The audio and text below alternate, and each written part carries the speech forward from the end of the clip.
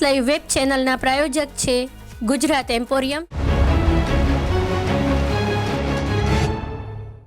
ધૂળેટીના રંગોથી ત્વચા અને કેસનો બચાવ।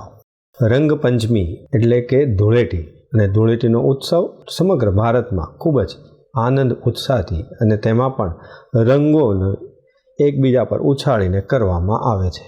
આ ઉત્સવ જેમાં વપરાતા રંગો ખાસ કરીને પ્રાકૃતિક રંગો અને કેમિકલવાળા રંગોના કારણે ઘણી વખતે એલર્જી અથવા તો તમારી ત્વચા અને તમારા વાળને નુકસાન થતું હોય છે। તો આ વખતની ધૂળેટીમાં તમારી ત્વચા અને કેસના બચાવ માટે તમે શું કરશો તેના વિશે અમે આપને વિગતો આપીએ છીએ। ધૂળેટી રમતા પહેલાં શું કરવું જોઈએ અને શું ન કરવું જોઈએ તે અને ધૂળેટી બાદ પણ શું ધ્યાન રાખવું જોઈએ તે અંગેની વિગતો આપી રહ્યા છીએ। ધૂળેટીના દિવસ ભારતીયો માત્ર તનથી જ નહીં મનથી પણ ગુલાલના રંગે રંગાઈ જાય છે, પરંતુ એ દિવસો ગયા કે જ્યારે તમારી ત્વચાને ગુલાલ કે અન્ય કોઈ રંગથી હાનિ ન પહોંચે। પરિણામે તમારી ત્વચાની દેખભાળ જાતે જ લેવી રહી। ગુલાલથી રંગવાના જવાથી પહેલાં અને પછી ચોક્કસ પ્રકારની કાળજી લેવામાં આવે તો તમારી ચામડીને હાનિ પહોંચતી ખાળી શકાય છે, તેમજ તમારા કેસને પણ હાનિ પહોંચતા ખાળી શકાય છે। ધૂળેટી રમતા પહેલાં વાળમાં એરંડિયું, ઓલિવ કે તલનું તેલ લગાવી ચોટલો, પોની અથવા તો અંબોળો વાળી લેવો જોઈએ, જ્યારે પુરુષોએ વાળમાં એરંડિયું તેલ લગાવવું જોઈએ। વાળના મૂળમાં કોપરાનું દૂધ લગાવી રાખવાથી પણ ગુલાલની અસર ઓછી થાય છે। સમગ્ર શરીર પર સારી રીતે સરસિયાનું તેલ લગાવી લો। તેલ ત્વચામાં શોષાઈ જાય ત્યાર પછી સુતરાઉ વસ્ત્રો ધારણ કરો। ચહેરા પર કોપરેલ અથવા તો બદામનું તેલ લગાવો। તે ત્વચામાં શોષાઈ જાય ત્યારે પછી જ સનસ્ક્રીન લોશન સારી રીતે લગાવો। તેવી જ રીતે ખુલ્લા અંગો પર સનસ્ક્રીન લોશન લગાવો।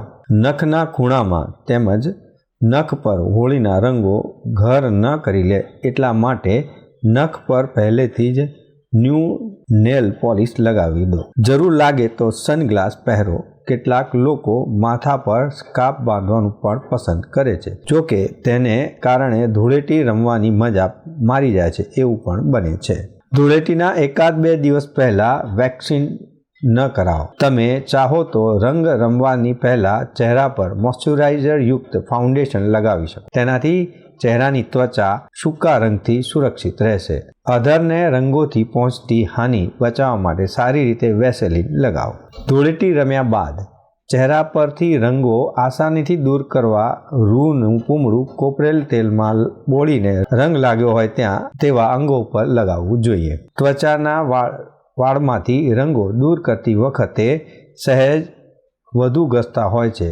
આવી સ્થિતિમાં તુરંત જ હેર કલર કરવાથી કે ચહેરા પર બ્લીચ કરવાથી વાળની ત્વચાને નુકસાન પહોંચવાની ભીતિ રહેલી છે। તેથી ધૂળેટીના રંગો ત્વચાના વાળ પરથી દૂર કર્યાના 4-5 દિવસ પછી જ આ ટ્રીટમેન્ટ કરી શકાય। વાળ પરથી ધૂળેટીના રંગો દૂર કરતી વખતે કેસ શુષ્ક થઈ જાય છે, તે ફરીથી સુંવાળા બને તે માટે કન્ડિશનરનો ઉપયોગ સલાહભર્યો ગણાય છે। ત્વચા પરથી રંગો દૂર કરવા લોટમાં તેલ અને લીંબુના રસ નાખી પેસ્ટ બનાવો। હવે આ પેસ્ટ ઉબેટનની જેમ ત્વચા પર લગાવી લો।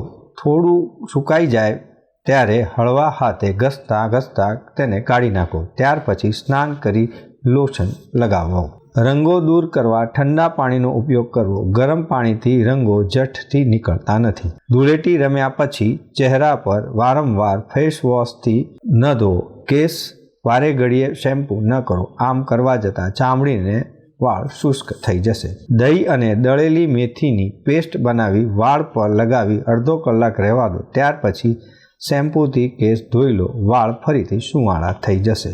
2 મોટી ચમચી દહીંમાં થોડા ટીપાં લીંબુનો રસ નાખી ભેળવી દો। આ મિશ્રણ ત્વચા પર લગાવી 10 મિનિટ રહેવા દો। હવે હળવા હાથે મસાજની જેમ આ મિશ્રણ ત્વચા પરથી દૂર કરો, ત્યારે ચામડી પર બેસી રહેલા રંગો પણ નીકળી જશે। આંખોની આસપાસ ગુલાબજળ લગાવવા પછી હળવેથી રંગો નીકળી જશે। ત્વચાને ટાઢક પણ મળશે।